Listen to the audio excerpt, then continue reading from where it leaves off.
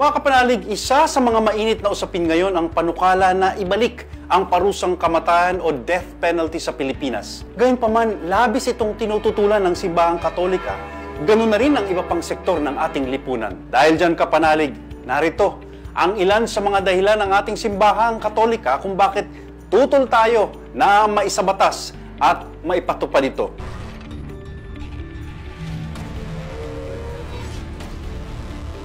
Una, pananampalataya sa Diyos. Malinaw sa banal na aklat ng Biblia at mga aral ni Jesucristo na walang sino mang tao ang maaaring kumitil ng buhay ng kanyang kapwa. Nasasaad mismo sa ikalimang bilang ng 10 utos na inihayag ng Diyos kay Moises, ang huwag kang papatay. Maliwanag po yun dahil ang buhay po ay galing sa ating Panginoong Diyos at siya lamang ang may hawak ng ating buhay. Kaya sabi ng Diyos, huwag kang papatay. Ganun yung kasimple. At ang dami natin pwedeng gawing mga dahilan para tayo ay magpapatay o pwedeng gumawa ng batas para pumatay. Pero it's between kung anong sinasabi ko at kung anong sinasabi ng Diyos. Ay sino ba ako para ipantay yung aking pansariling kaalaman, pansariling opinyon? Unang-una, malinaw po sa ating pananampalataya ang kautusan na huwag kang papatay. Hindi tayo ang nagbigay ng buhay, kaya wala tayong kahit anong maliit na karapatan para kunin ang buhay, lalo tigit ng tao, ng anuman at sino mang tao. Kaya ito po ay sa bahagi ng ating pananampalataya at ng moral na paninindigan, ay hindi talaga dapat bawian ng buhay sa anumang kadahilanan ang sino man.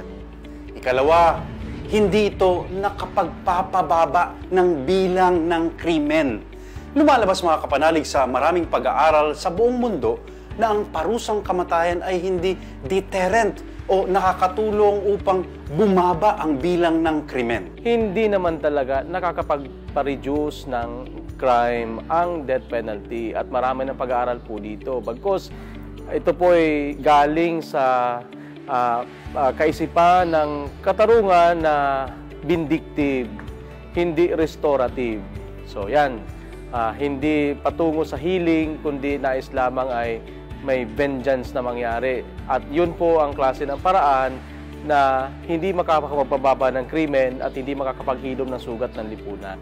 Batay sa artikulo na inilabas ni Professor Michael Radelet noong taong 2009, pinamagatang Do Executions Lower Homicide Rates? The Views of Leading Criminologists, lumalabas daw po na 88% ng mga dekalibreng criminologists sa Amerika ang naniniwala na hindi nakakatulong ang death penalty para mapababa ang bilang ng mga gumagawa ng krimen at kahalintulad lamang din ito ng pagpapataw ng panghabang buhay na pagkakabilanggo.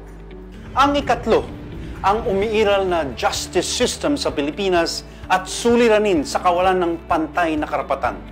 Sa kasalukuyang justice system at mga pagkakataon na ang mga may hirap lamang ang nasasakdal at napaparusahan, nanaisin mo pa ba ang death penalty sa Pilipinas? Alam natin na kung susuriin natin ang katayuan ng ating kalagayan, ng ating husgado, ay sino ba yung mga napaparusahan ng mga capital punishment? Yung mga mayayaman, madaling makalusot, ang gagaling po ng mga abogado, alam natin yan. At sino yung mga mas sigit, kahit nga po ngayon, pumunta kayo sa mga kulungan, sino ba yung mga nakakulong? Kundi yung mga mahihirap na ang nakakalungkot nga po, hindi man lang makakuha ng abogado.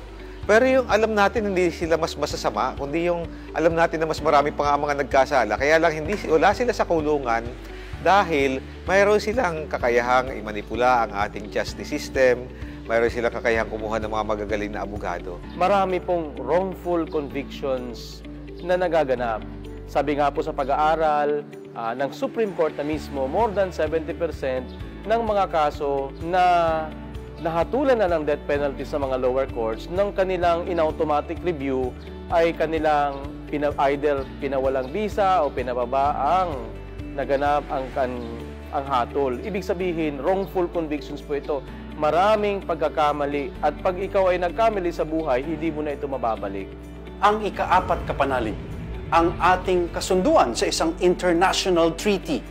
Taong 1986 at 2007 nang kapwa ratipikahan ng Pilipinas ang International Covenant on Civil and Political Rights kung saan hindi pinahihintulutan ang pagkitil ng buhay bilang parusa sa isang nagkasala. Meron po tayong treaty dito at kasama po dito ang hindi natin pagsunod sa treaty ay ang kasama na rin ito ang epekto sa ating ekonomiya dahil nakatali po ito sa mga trade agreements at sa mga priority na kumbaga and aid assistance. Kung ipagpapatuloy po natin itong death penalty at na walang pakundangan sa ating mga kasunduan sa mga international treaty na ginawa natin, may konsekwensya po sa ating pagnenegosyo at ibig sabihin sa paghahanap buhay at sa ekonomiya ng ating bansa.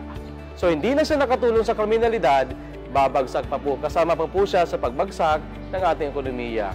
Wala pong kwenta ang death penalty. Tinatayang nasa 169 na bansa o partido ang lumagda sa Covenant on Civil and Political Rights at ito ay kinikilala maging ng United Nations at ng mismong Vatican. At para sa ikalima at huling kadahilanan, restorative justice o karapatang magbagong buhay. Ano ang restorative justice? Ito po yung katarungan na pag may nangyaring masama, ibabalik mo po ang balanse ng kabutihan.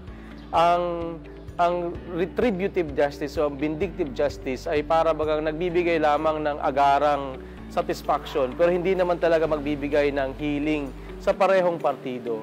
Remember, nang pinapatay po dito ay hindi isang kriminal na lumalaban o tumatakbo. Ang pinapatay po dito ay isang kriminal na nahatulan na nagsiserve na ng kanyang sentensya at mayroon ng pagkakataong magbago ng buhay pero tinatanggal natin yun sa kanila. Hindi tayo sumusuko sa kakayahan ng taong magbagong buhay.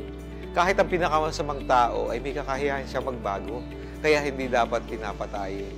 Kahit nga po yung marami natin mga santo, kahit mula kay Moises hanggang kay San Pablo, may mga malalaking kasalanan hanggang kay Haring David, hanggang kay Judas. Di ba? Kahit si San Pedro, mga malalaking kasalanan, pero naging dakilang tao sila dahil naging mga dakilang pinuno at santo ng simbahan.